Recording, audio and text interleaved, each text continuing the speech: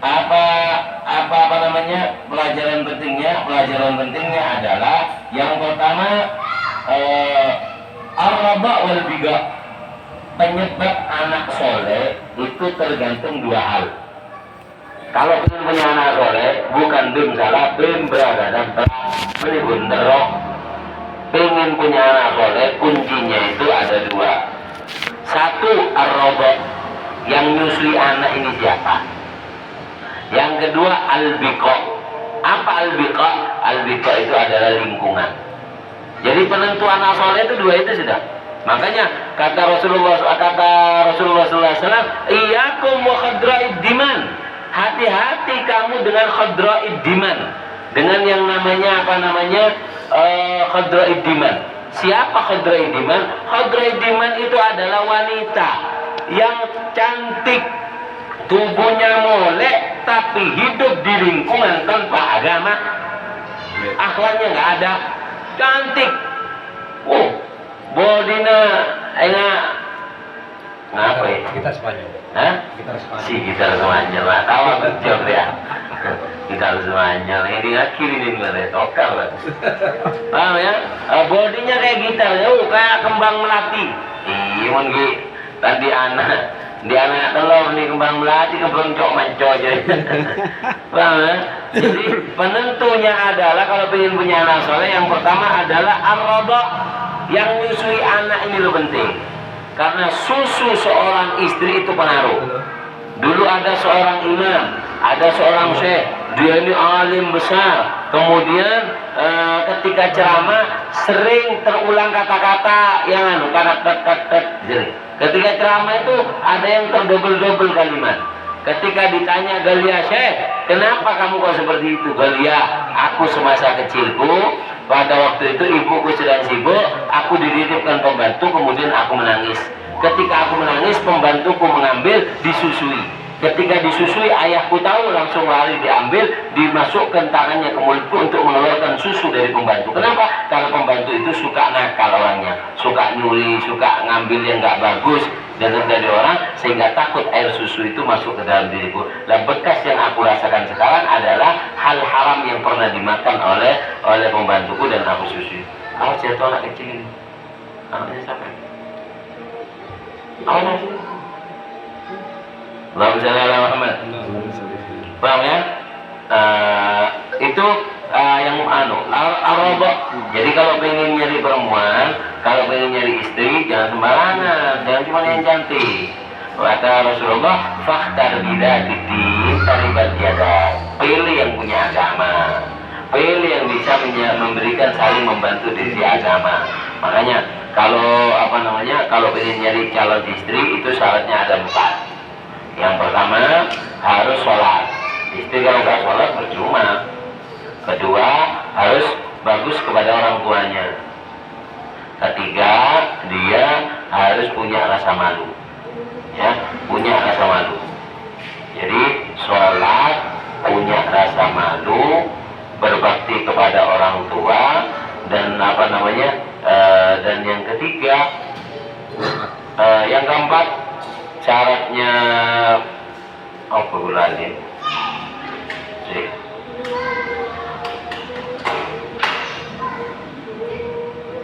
Kalau mau nyari istri,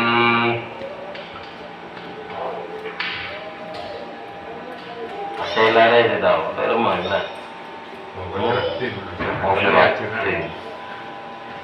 Allahumma shalli ala Muhammad. Sallallahu alaihi Muhammad. Paham ya? Itu. Jadi kalau pengen kalau pengen nyari istri ada berapa tadi? 4. Ada 4 ya. Taselak tasing saltung, digilan-gilan mengisiin enggak balon. Jadi telur ada. Sholat, berbakti kepada orang tua, terus punya rasa malu. Orang tung, kalau paen, dikit jereng tak niat ceramah, ke biasa lah ceramah ni. Udah mau nemu. Tahu ya? Orang tung di otak. Terus la ilaha illallah. Kalau mau nyari suami sama. Nyari suami ada syaratnya juga. Nah, kalau suami 4 juga. Apa suami? Satu, yaitu harus dekat dengan ulama. Mau nyari laki, kau tuh saya semak di ulama, mau bisa nyari satre. Mau tak kau tamun tu tak apa-apa sih, penting semak di kiai. Kenapa? Alapa mau kau tuh nyari laki sih semak di kiai? Karena yang laki ini kata dia takon kecuali ke kiai. Mau kepan tak takok, kembun tak takok. Jadi mau yang ini tukar lagi nah, cek laporan, gamaan, kapaan. Bipane celok ban ko ngajar jong nambel bini bo apa tak tahu tang bikin kede bo elabel ken mon lapor ga giae ari semak bi giae celok bel ban aku ngajar jong nambel bini na kiap dini giae tambel kan ngelapor kening tolak kan repot maka ada yang laki nek kata kon gun ke guru maka dari kadin to mon nyari laki saya nyari laki si semak bi ulama. Guru kadin itu pun dalam dikatakan orang makin nakal ada remah. Habib Alwi bin Syihab mengatakan orang makin ada remah makin salah jalan Quran di komunikasi bi ulama pakun Arab detirin bagus salah jalan yang di hubungan dengan soleh Arab jadi bagus. Kenapa? Nggak sampean antara kesuman apa arah ke Bengkala. Pakai merah telepon, dua ini macam, nah merah ni, kantor boleh tulis kata, boh, sudah lebih kok, boh, beli kantor, beli, tulis beli, langsung lagi. Begitu juga orang, senakal apapun suami anda, tapi kalau masih ada ikatan dengan orang soleh, walaupun dia keluar dari jalur, ada harapan jadi bagus. Itu istimewanya. Maka mau nyari laki, yang pertama, waktu semak di ulama. Yang kedua, waktu Kotu apa jeng. Saya ketelok kadin tomon nyari laki kotu makan kering tuana. Saya gampang nyari si cerek. Saya sampai nyari si laki si cerek. Mangkan kalau sekut ada buning celamaman dimma bedereng bini lagi na cerek. Maka bini na bakun coba. Mangkan nyari laki ruas si lempek. Coba be, bo terima kelempet. Pela bebo, kelake. Pela bo, du malam mati jadi anda roki kan. Paham ya? Dia sampai ini lagi jadi. Nama saudara Muhammad. Agar jadi apa namanya itu? Jadi Ar-Raba wal Biqa yang pertama adalah Ar-Raba wal Biqa. Pelajaran dari Imam Haddad adalah Ar-Raba wal Biqa. Yang nyusui anak itu penting dan Biqa itu lingkungan. Al-Habib Abdullah bin Al-Haddad pernah ketemu dengan gurunya Al-Habib Umar bin Abdurrahman Al-Atas. Gurunya itu ditanya oleh orang, Habib, bagaimana kamu temui Abdullah Haddad? Beliau menjawab, Habib Umar menjawab, Tarim Turabi, anak didikan dari kota Tarim. Ini loh, anak hasil didikan kota Tarim.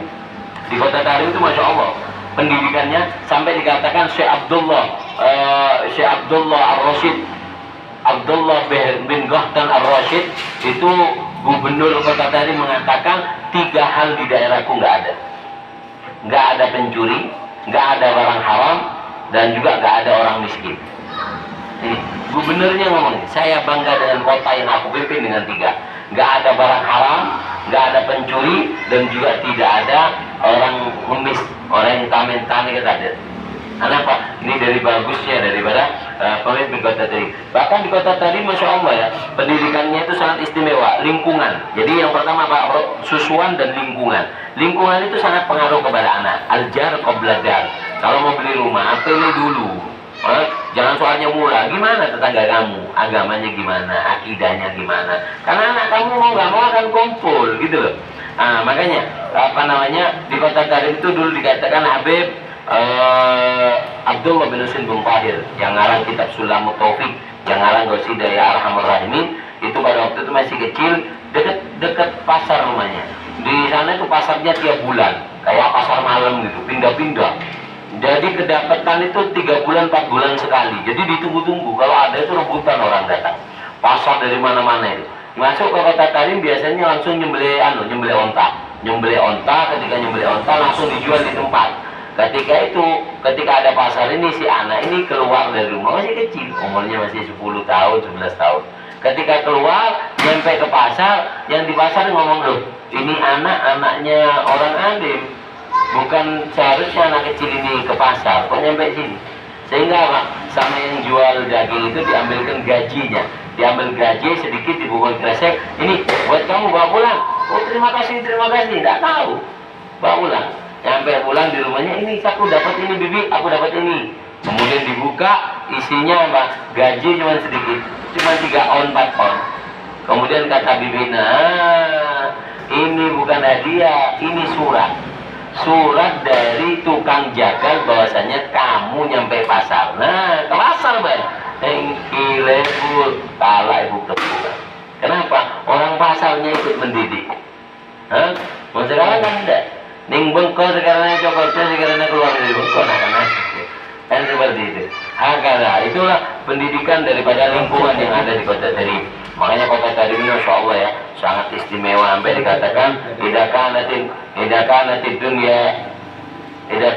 dunya amya fattarimu aswa. Kalau sampai dunia itu sudah gelap karena banyaknya kemaksiatan, maka Kota Tarim masih ada apa? Masih ada kebaikan. Artinya apa? Al khair la zala mawjud fit Tarim, kebaikan itu masih ada di Kota Tarim karena banyak sekali para wali. Nah, itu yang pertama, ar-raba wal bika. Yang kedua, apa pelajaran dari Kota Tarim? Dari apa namanya? Dari Habibullah Haddad. Yang pertama tadi apa? Susuan dan juga lingkungan. Yang kedua apa? Yaitu adalah at-ta'alluq bis-shalihin, hubungan kuatnya dengan orang soleh. Habib Abdullah Haddad ini pernah pada waktu masih kecil, beliau itu buta, kena penyakit cacar. Ibunya Hababah Salma tadi itu, Hababah Salma binti Umar bin Ahmad Al-Munaffar Ba'alwi tadi itu, langsung dibawa ke makamnya Habib Abdullah Al-Idrus. Habib Abdullah Al-Idrus ini Sultanul Malak pada waktu itu. Pertama kali marga bangsa Habaib Al-Idrus yaitu adalah Habib Abdullah Al-Idrus ini. Ibunya ini Hababah Salma ini, Syarifah Salma ini suka dengan Habib Abdullah Al-Idrus, wali yang sudah meninggal tapi hubungannya kuat. Makanya Habib Ahmad bin Hasan Al-Abbas mengatakan hendaknya orang yang masih hidup itu memiliki hubungan dengan orang soleh yang masih hidup ataupun yang sudah meninggal dunia. Harus. Ketika Baba Salma itu bawa Habib Haddad masih kecil, dibawa ke gubahnya, ditaruh di gubahnya, minta doa, ya Allah, aku cinta kepada Habib ini, fulan ini, maka anakku sakit, ya Allah, barokah wali ini, sembuhkan anakku. Kemudian setelah beberapa lama diambil. Kemudian mata bahirnya itu ketika hilang karena penyakit diganti oleh Allah dengan mata batin.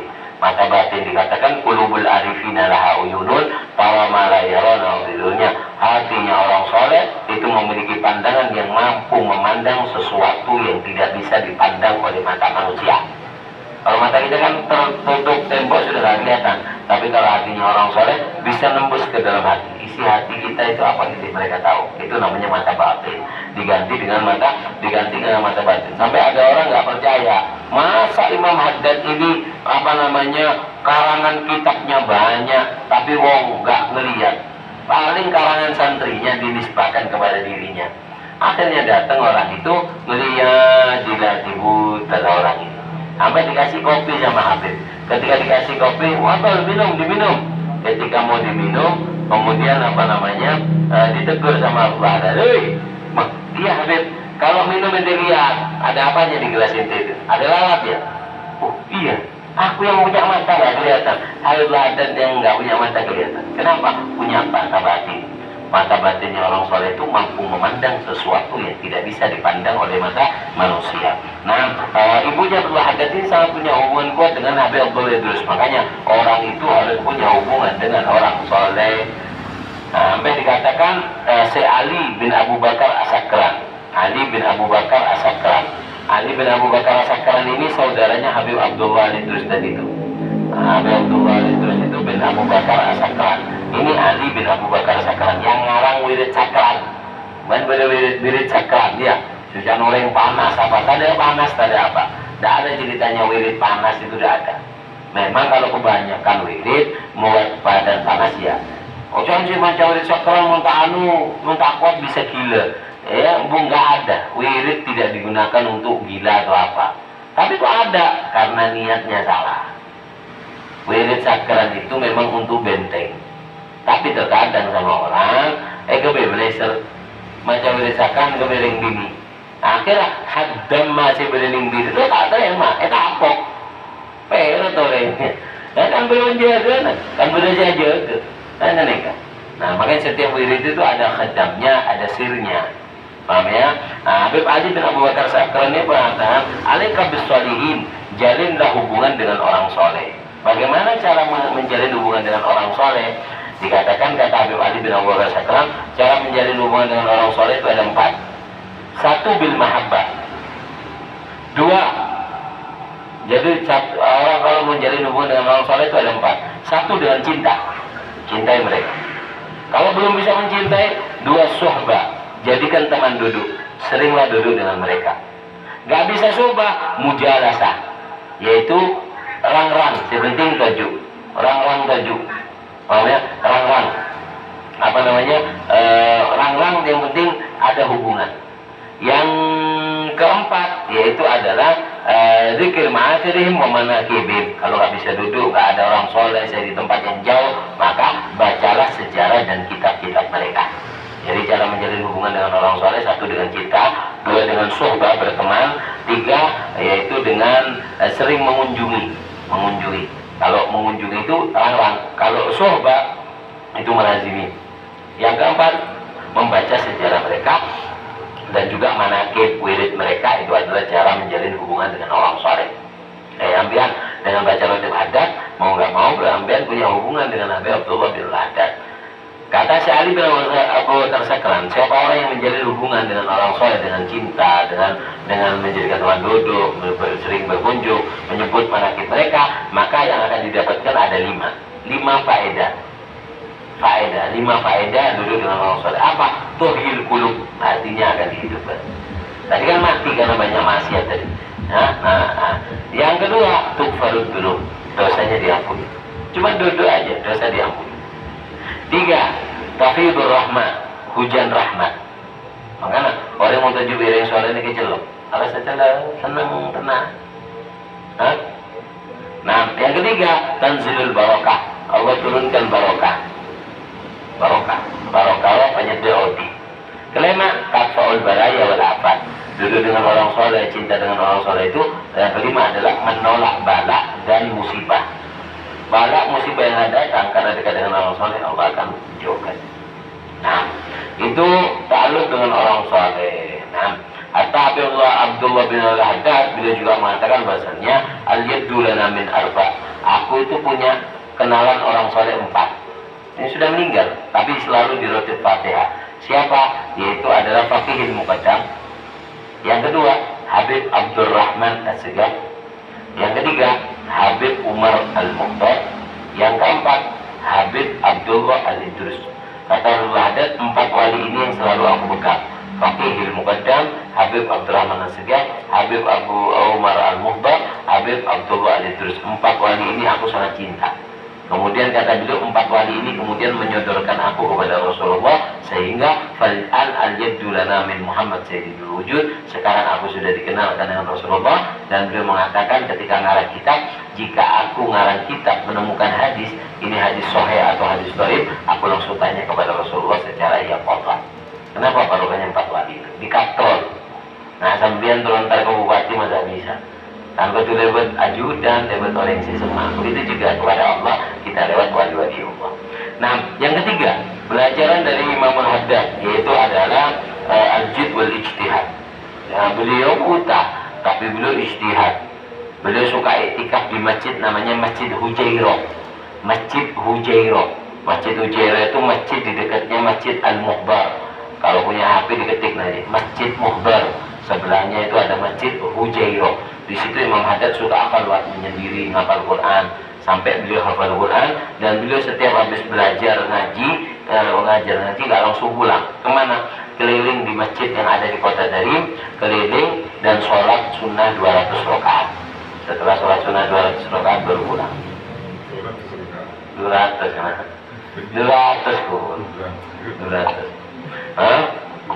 Hakada jid wal istihad. Yang keempat, pelajaran dari Imam Haddad apa? Yaitu harus sabar. Harus sabar. Imam Haddad Pengarang retid yang begitu hebat, itu masih banyak cobaan. Abdullah Haddad itu nggak dikenal masa hidupnya. Sampai ketika beliau meninggal, ada omongan orang awam mengatakan bahasanya wer darim.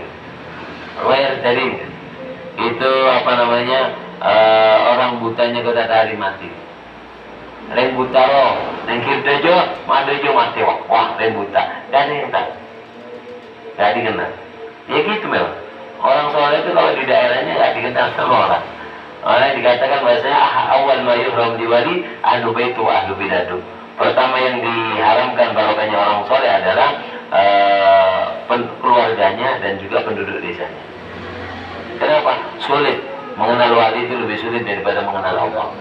Kalau mengenal Allah kan sudah jelas. Tapi kalau mengenal wali itu sulit. Kenapa? Karena mereka sama kayak kita, makan sama kayak kita, ke kamar mandi sama kayak kita. Tapi dia adalah orang pilihan Allah. Itu yang membuat sulit. Paham ya? Nah, beliau harus sabar. Imamul Haddad seperti itu sabar. Makanya beliau pun ujian dari mana-mana. Bahkan beliau diuji oleh orang besar, difitnah sama orang. Makanya orang kalau hidup di dunia nggak menunggu difitnah, ya syawati, mati balik. Ini Abdullah Haddad difitnah, disampaikan kepada pembesar ulama di zamannya bahwasanya ini Abdullah Haddad mau nandingi kakekmu, mau buat ini sudah. Ini orang ke bawah, Abdullah Haddad datang ditanya, kamu mau niru kakekku ya? Mau besar-besaran makom-makoman? Mengamankan. Ya, oleh Rocky Bengkalan kan. Siapa kaki jadi? Itu ditinggal oleh Abdullah Haddad.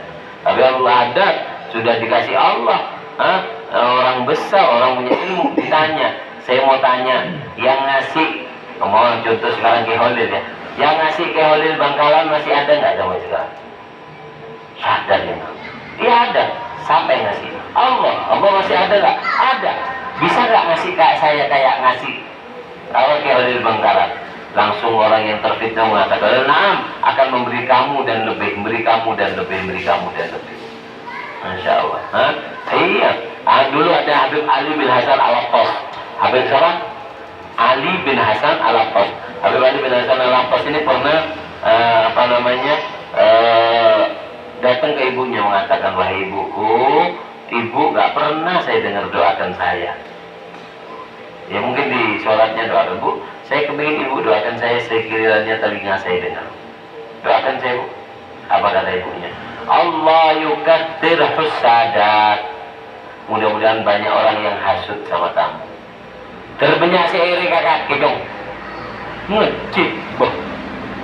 Dia tak pernah minta doa, sekali minta doa, doa kiunya ai kairi bi orang banyak. Bu, ambil tak salah minta doa, aku mai kairi bi orang baru beli, bu. Apa katanya, Jong? Tak kira oleh orang nekai kairi bi orang kecuali orang sandi kemudian Jong. Dia mau beda orang erebi bi orang gila, betul? Orang gila, mungkin nyaman dia tidak gila, betul? Ada, itu ada bagusnya. Bila sambian diiri orang, diomongi orang, dihasuti orang, berarti orang itu tidak punya sesuatu yang kita miliki. Sehingga dia mencaci kita dengan harapan apa yang kita miliki itu jatuh, rusak. Hawanya mana ere. Jadi orang mau negai orang itu senang. Berarti biarnya orang moja, orang aku, orang sehebat seperti itu. Gimana? Karena mereka ngaji pasti kita apa itu pergi udah ngaji boleh. Kan semua. Semua itu. Boleh pakai semua kan tak monceng denari. Punya beri justru dengan selan. Teman. Ibrina pertanyaan saya bisa jawab oleh hadiah surban. Dan cara jawab ya. Kasih jeda ya.